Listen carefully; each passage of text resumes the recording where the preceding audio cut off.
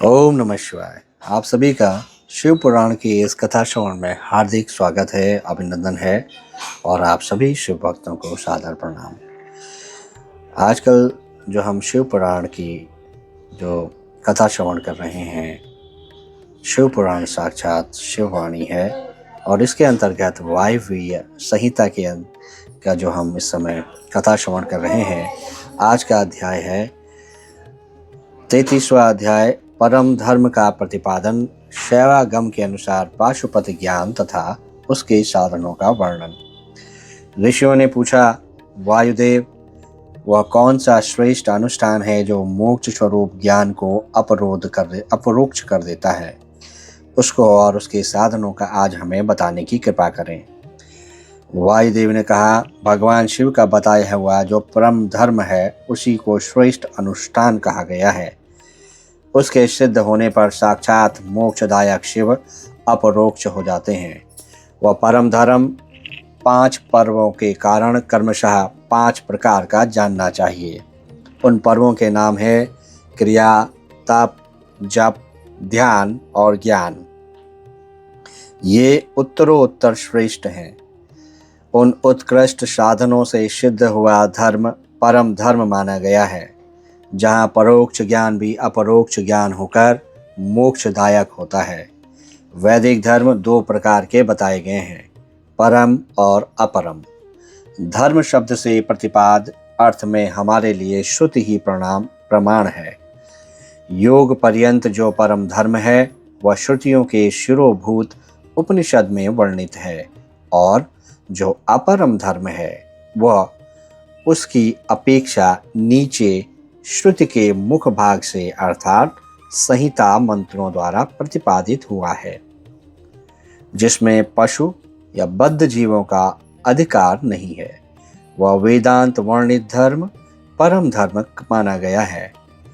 उससे भिन्न जो यज्ञ यज्ञादि हैं, उसमें सबका अधिकार होने से वह साधारण या अपरम धर्म कहलाता है। जो अपरम धर्म है वही परम धर्म का साधन है। धर्मशास्त्र आदि के द्वारा उसका सम्यक रूप से विस्तार पूर्वक सांगोपांग निरूपण हुआ है। भगवान शिव के द्वारा प्रतिपादित जो परम धर्म है उसी का नाम श्रेष्ठ अनुष्ठान है। इतिहास और पुराणों द्वारा उसका किसी प्रकार या विस्तार हुआ है, परंतु शैव शास्त्रों द्वारा उसके विस्तार का सांगोपांग निरूपण किया गया है। वहीं उसके स्वरूप का सम्यक रूप से प्रतिपादन हुआ है। साथ ही उसके संस्कार और अधिकार भी सम्यक रूप से विस्तार पूर्वक बताए गए हैं। शैव आगम के 2 भेद हैं, श्रौत और अश्रौत। जो श्रुति के सार तत्व से संपन्न है वह श्रौत है, और जो स्वतंत्र है वह अश्रौत है। स्वतंत्र शैवागम पहले 10 प्रकार का था, फिर 18 प्रकार का हुआ। वह कायिका आदि संज्ञाओं से सिद्ध होकर सिद्धांत नाम धारण करता है। श्रुतिसार में जो शैव शास्त्र हैं उसका विस्तार 100 करोड़ श्लोकों में किया गया है। उसी में उत्कृष्ट पाशुपत व्रत और पाशुपत ज्ञान का वर्णन किया गया है। युग युग में होने वाले शिष्यों को उसका उपदेश देने के लिए भगवान शिव स्वयं ही योगाचार्य रूप से जहाँ तहाँ अवतीर्ण हो उसका प्रचार करते हैं। इस शैव शास्त्र को संक्षिप्त करके उसके सिद्धांत का प्रवचन करने वाले मुख्यतः 4 महर्षि हैं, रुरु, महर्षि दधीच, महर्षि अगस्त्य और महायशस्वी उपमन्यु। उन्हें संहिताओं का प्रवर्तक पाशुपत जानना चाहिए। उनकी संतान परंपरा में सैकड़ों हजारों गुरुजन हो चुके हैं। पाशुपत सिद्धांत में जो परम धर्म बताया गया है वह चर्या, विद्या, क्रिया और योग, ये 4 पादों के कारण 4 प्रकार का माना गया है। उन चारों में जो पाशुपत योग है वह दृढ़ता पूर्वक शिव का साक्षात्कार कराने वाला है। इसलिए पाशुपत योग ही श्रेष्ठ अनुष्ठान माना गया है। उसमें भी ब्रह्मा जी ने जो उपाय बताया है उसका वर्णन किया जाता है। भगवान शिव के द्वारा परिकल्पित जो नामाष्टकमय योग है उसके द्वारा सहसा शैवी प्रज्ञा का उदय होता है। उस प्रज्ञा द्वारा पुरुष शीघ्र ही सुस्थिर परम ज्ञान प्राप्त कर लेता है। जिसके हृदय में वह ज्ञान प्रतिष्ठित हो जाता है उसके ऊपर भगवान शिव प्रसन्न हो जाते हैं। उनके कृपा प्रसाद से वह परम योग सिद्ध होता है जो शिव का अपरोक्ष दर्शन कराता है। शिव के अपरोक्ष ज्ञान से संसार बंधन का कारण दूर हो जाता है। इस प्रकार संसार से मुक्त हुआ पुरुष शिव के समान हो जाता है। यह ब्रह्मा जी का बताया हुआ उपाय है, उसी का पृथक वर्णन करते हैं। शिव, महेश्वर, रुद्र, विष्णु, पितामह, संसार वैद्य, सर्वज्ञ और परमात्मा, ये मुख्यतः 8 नाम हैं। ये 8 मुख्य नाम शिव के प्रतिपादक हैं। इनमें से आदि 5 नाम क्रमशः शांत्यतीता आदि 5 कलाओं से संबंध रखते हैं और उन 5 उपाधियों को ग्रहण करने से सदाशिव आदि के बोधक होते हैं। उपाधि की निवृत्ति होने पर इन भेदों की निवृत्ति हो जाती है। वह पद ही नित्य है, किंतु उस पद पर प्रतिष्ठित होने वाले अनित्य कहे गए हैं। पदों का परिवर्तन होने पर पद वाले पुरुष मुक्त हो जाते हैं। परिवर्तन के अनंतर पुनः दूसरे आत्माओं को उस पद की प्राप्ति बताई जाती है और उन्हीं के वे आदि 5 नाम नियत होते हैं। उपादान आदि योग से अन्य 3 नाम जो कि संसार वैद्य, सर्वज्ञ और परमात्मा भी त्रिविध उपाधि का प्रतिपादन करते हुए शिव में ही अनुगत होते हैं। अनादिमल का संसर्ग उनमें पहले से ही नहीं है तथा वे स्वभावतः अत्यंत शुद्ध स्वरूप हैं, इसलिए शिव कहलाते हैं। अथवा वे ईश्वर समस्त कल्याणमय गुणों के एकमात्र घनीभूत विग्रह हैं, इसलिए शिव तत्व के अर्थ को जानने वाले श्रेष्ठ महात्मा उन्हें शिव कहते हैं। 23 तत्वों से परे जो प्रकृति बताई गई है उससे भी परे 25वें तत्व के स्थान में पुरुष को बताया गया है। जिस वेद के आदि में ओंकार रूप कहा गया है, ओंकार और पुरुष में वाच्य वाचक भाव संबंध है। उसके यथार्थ स्वरूप का ज्ञान एकमात्र वेद से ही होता है। वे ही वेदांत में प्रतिष्ठित हैं, किंतु वह प्रकृति से संयुक्त है। अतः उससे भी परे जो परम पुरुष है उसका नाम महेश्वर है, क्योंकि प्रकृति और पुरुष दोनों की प्रवृत्ति उसी के अधीन है। अथवा यह जो अविनाशी त्रिगुणमय तत्व है इसे प्रकृति समझना चाहिए। इस प्रकृति को माया कहते हैं। यह माया जिनकी शक्ति है उन मायापति का नाम महेश्वर है। महेश्वर के संबंध में जो माया अथवा प्रकृति में क्षोभ उत्पन्न करते हैं वे अनंत या विष्णु कहे गए हैं। वे ही कालात्मा और परमात्मा आदि नामों से पुकारे जाते हैं। उन्हीं को स्थूल और सूक्ष्म रूप भी कहा गया है। दुख अथवा दुख के हेतु का नाम सत है। जो प्रभु उसका द्रावण करते हैं उसे मार भगाते हैं।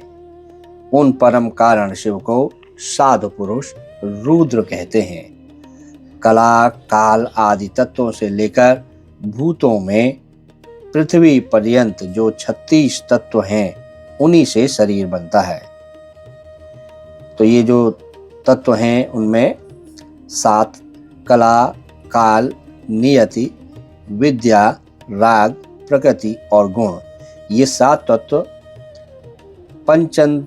पंचतन्मात्रा, 10 इंद्रियां, 4 अंतःकरण, 5 शब्द आदि विषय तथा आकाश, वायु, तेज, जल और पृथ्वी, ये कुल मिला के सारे 36 तत्व हैं। शरीर, इंद्रिय आदि में जो तंद्रा रहित हो, व्यापक रूप से स्थित है, वे भगवान शिव रुद्र कहे गए। जगत के पिता रूप जो मूर्तिमान हैं, उन सब के पिता के रूप में भगवान शिव विराजमान हैं, इसलिए वे पितामह कहे गए हैं। जैसे रोगों के निदान को जानने वाला वैद्य तदनुकूल उपायों और दवाओं से रोगों को दूर कर देता है, उसी तरह ईश्वर लय योगाधिकार से सदा जड़ मूल सहित संसार रोग की निवृत्ति करते हैं। अतः संपूर्ण तत्वों के ज्ञाता विद्वान उन्हें संसार वैद्य कहते हैं। 10 विषयों के ज्ञान के लिए 10 इंद्रियों के होते हुए भी जीव 3 कालों में होने वाले सूक्ष्म स्थूल पदार्थों को पूर्ण रूप से नहीं जानते, क्योंकि माया ने ही उन्हें मल से आवृत कर दिया है। परंतु भगवान सदाशिव संपूर्ण विषयों के ज्ञान के साधनभूत इंद्रियादि के न होने पर भी जो वस्तु जिस रूप में स्थित है उसे उसी रूप में ठीक ठीक जानते हैं, इसलिए वे सर्वज्ञ कहे गए हैं। इसलिए वे सर्वज्ञ कहलाए हैं। जो इन सभी उत्तम गुणों से नित्य संयुक्त होने के कारण सबकी आत्मा हैं, जिनके लिए अपने से अतिरिक्त किसी दूसरे आत्मा की सत्ता नहीं है, वे भगवान शिव स्वयं ही परमात्मा है। आचार्य की कृपा से इन 8 नामों का अर्थ सहित उपदेश पाकर शिव आदि 5 नामों द्वारा निवृत्ति आदि 5 कलाओं की ग्रंथिका क्रमशः छेदन और गुण के अनुसार शोधन करके गुणित, उद्घात युक्त और अनिरुद्ध प्राणों द्वारा हृदय, कंठ, तालु, भूमध्य और ब्रह्मरंध्र से युक्त पुर्यष्टक का भेदन करके सुषुम्ना नाड़ी द्वारा भूमध्य और ब्रह्मरंध्र से युक्त पुर्यष्टक का भेदन करके सुषुम्ना नाड़ी द्वारा अपने आत्मा को सहस्त्रार चक्र के भीतर ले जाएं। उसका शुभ्र वर्ण है, वह तरुण सूर्य के सदृश रक्तवर्ण केसर के द्वारा रंजित और अधोमुख है। उसके 50 दलों में स्थित आ से लेकर छ तक सबिंदु अक्षर कर्णिका के बीच में गोलाकार चंद्रमंडल है। यह चंद्रमंडल छत्राकार में स्थित है। उसके एक ऊर्ध्वमुख 12 दल कमल को आवृत कर रखा है। उस कमल की कर्णिका में विद्युत सदृश अखतादि त्रिकोण यंत्र है। उस यंत्र के चारों ओर सुधा सागर होने के कारण वह मणि के आकार का हो गया है। उस द्वीप के मध्य भाग में मणिपीठ है। उसके बीच में नाद बिंद के ऊपर हंस पीठ है। उस पर परम शिव विराजमान है। उक्त चंद्रमंडल के ऊपर शिव के तेज में अपने आत्मा को संयुक्त करें। इस प्रकार जीव को शिव में लीन करके शाक्त अमृत वर्षा के द्वारा अपने शरीर के अभिषिक्त होने की भावना करें। तत्पश्चात अमृतमय विग्रह वाले अपने आत्मा को ब्रह्मरंध्र से उतारकर हृदय में 12 दल कमल के भीतर स्थित चंद्रमा से श्वेत कमल पर अर्धनारीश्वर रूप में विराजमान मनोहर आकृति वाले निर्मल देव भक्तवत्सल महादेव शंकर का चिंतन करें। उनकी अंग कांति शुद्ध स्फटिक मणि के समान उज्जवल है। वे शीतल प्रभा से युक्त और प्रसन्न हैं। इस प्रकार मन ही मन ध्यान करके शांत चित्त हुआ मनुष्य शिव के 8 नामों द्वारा ही भावमय पुष्पों से उसकी पूजा करे। पूजन के अंत में पुनः प्राणायाम करके चित्त को भली भांति एकाग्र करके शिव नामाष्टक का जप करे। फिर भावना द्वारा नाभि में 8 आहुतियों का हवन करके पूर्णाहुति एवं नमस्कार पूर्वक 8 फूल चढ़ाकर अंतिम अर्चना पूरी करके चुल्लू में लिए हुए जल की भांति अपने आप को शिव के चरणों में समर्पित कर दे।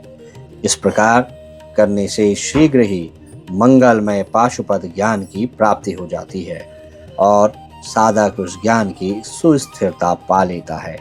साथ ही वह परम उत्तम पाशुपत व्रत एवं परम योग को पाकर मुक्त हो जाता है, इसमें संशय नहीं है। इस प्रकार अध्याय यहीं पे समाप्त होता है और यहाँ पे इस अध्याय में आज हमने सुना कि जो परम धर्म है शैवागम, उसके अनुसार पाशुपत ज्ञान तथा कैसे हम शिव को, भगवान शिव को या भगवान शिव के चरणों में अपने आप को समर्पित कर सकते हैं और पाशुपत ज्ञान का तय अपने अंदर कर सकते हैं, या हम कैसे पाशुपत ज्ञान पा सकते हैं, कैसे मुक्त हो सकते हैं। ये सारी जो प्रक्रिया है हमने इस अध्याय में सुनी। तो आज का जो कथा श्रवण है उसको यहीं पर समाप्त करते हैं। भगवान शिव के चरणों में बारंबार नमस्कार प्रणाम करके जो आगे के हमारे अध्याय हैं उनमें हम सुनेंगे कि किस प्रकार पाशुपत व्रत की विधि क्या है, उसकी महिमा तथा जो भस्म धारण है उसकी क्या महत्ता है।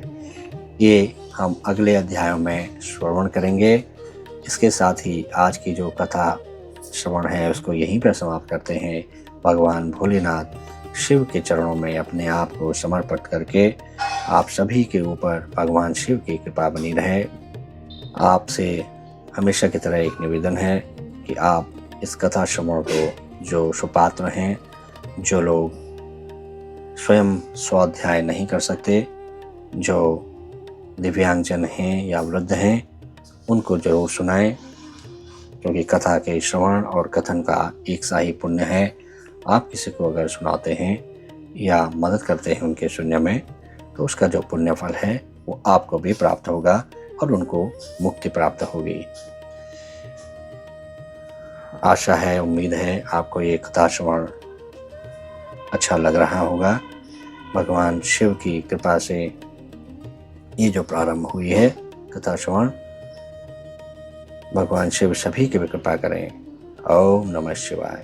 हर हर महादेव। जय श्री केदार।